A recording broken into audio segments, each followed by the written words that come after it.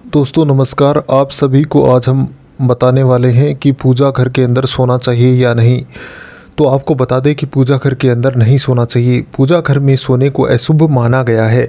यदि आप भी पूजा घर के अंदर सोते हैं तो आज ही बंद कर दें। शास्त्रों और परंपरा के अनुसार पूजा घर में सोना अशुभ है। इसके लिए अलग से जो शयन कक्ष है वो बनाना चाहिए या दूसरे कमरे का प्रबंध करना उचित रहता है। यदि आपका घर छोटा है तो पूजा स्थान को एक कोने या अलमारी में बनाकर उसी कमरे में दूसरी तरफ आप सो सकते हैं, लेकिन सीधे मंदिर के सामने पैर करके नहीं सोना चाहिए। पूजा घर में सोने के कई सारे नुकसान होते हैं, जिसके बारे में हम एक एक करके बात करते हैं। सबसे पहला नुकसान जो माना गया है वो है पवित्रता का ख़त्म होना। दोस्तों सबसे बड़ी बात है, पूजा घर भगवान का घर होता है और वहाँ पर सोने का मतलब है वहाँ की पवित्रता को तोड़ना। सोते वक्त पसीना, उबासी, लार गिरती है, ये सब चीज़ें पूजा स्थल को गंदा कर देती हैं। दोस्तों सुबह उठकर सीधा भगवान का तिलक लगाना और रात को वहीं लेटना, ये दोनों विपरीत एनर्जी मानी गई है।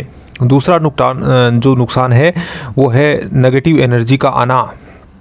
दोस्तों वास्तुशास्त्र ये कहता है सोने से तामसिक ऊर्जा बनती है। पूजा पाठ से सात्विक, जब आप पूजा घर में सोते हैं तो रात में क्रोध, आलस्य और अशुद्धि का वातावरण बनता है।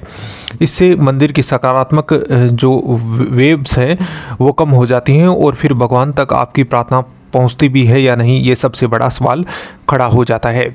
तीसरा नुकसान है मानसिक तनाव और बुरे सपने। दोस्तों हैरानी की बात यह है कि कुछ लोगों को लगता है मंदिर में सोऊंगा तो अच्छे सपने आएंगे, लेकिन ऐसा रियल में कहीं नहीं है। पूजा घर जागरण और शांति की जगह है, सोने की नहीं। दोस्तों जब आप नियम तोड़ते हैं तो मानसिक अशांति बढ़ती है। कई लोगों को वहाँ सोने से बुरे सपने या नींद न आने की शिकायत हुई है। चौथा नुकसान है भगवान का अपमान समझा जाएगा।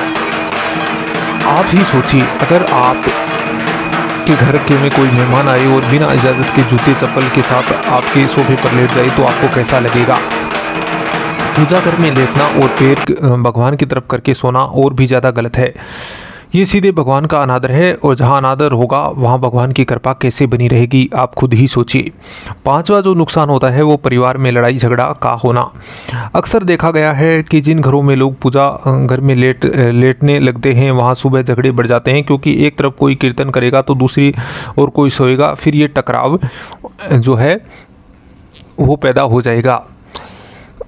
दोस्तों नियम की कमी से घर में नेगेटिविटी फैलती है। माँ बाप में झगड़े, बच्चों में मानसिक परेशानी, और ये बड़े नुकसान हैं जो छोटी सी जो गलती होती है उसकी वजह से आते हैं। पूजा घर में सोने का जो अनुभव है, अब हम उसकी बात करते हैं। मतलब लोग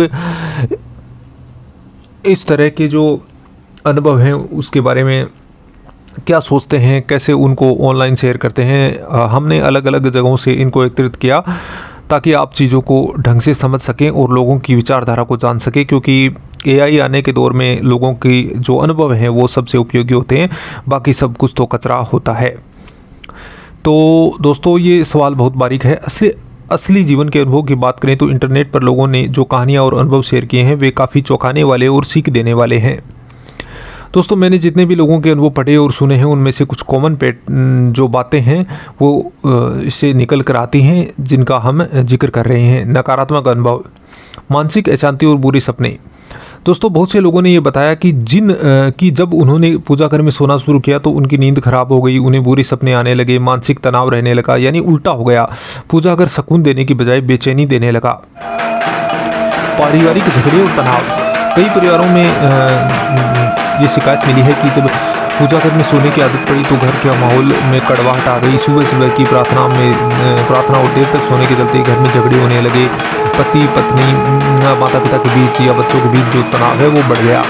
सुस्ती, आलस्य का बढ़ना, कुछ लोगों ने बताया कि वे जब पूजा घर में सोते थे तो और सुबह उठने में और भी तकलीफ होने लगी। दिन भर आलस, सुस्ती, काम करने में मन न लगना, जैसे शरीर में नेगेटिव एनर्जी ही भर गई हो ऐसा लगने लगा। दोस्तों याद रखें, पूजा घर सोने के लिए नहीं जागने के लिए होता है। जहाँ सात्विक ऊर्जा होनी चाहिए वहाँ सोने से तामसिकता जो है वो हावी हो जाती है। यदि आप भी पूजा घर में सोते हैं तो इसका कोई हल निकालें। आप दूसरे कमरे में सो सकते हैं या फिर पूजा को अलमारी में स्थापित करें। खास तौर पर पूजा के लिए बनाए गए कक्ष में यदि आप नहीं सोएं तो ज़्यादा बेहतर रहेगा। बाकी आपका कैसा अनुभव है, आपने कैसा अनुभव किया, यदि आप पूजा घर में सोते हैं तो किस तरह का पॉजिटिव नेगेटिव फ़ायदा देखने को मिला। वैसे यदि हम पॉजिटिव फ़ायदों की बात करें तो बहुत कम लोग ऐसे हैं जिन्होंने ये दावा किया है कि पूजा घर में सोने से उनको फ़ायदा हुआ है। अधिकतर लोगों को इससे नकारात्मक अनुभव भी हुए हैं। आपका क्या विचार है, कमेंट में ज़रूर बताएं। धन्यवाद।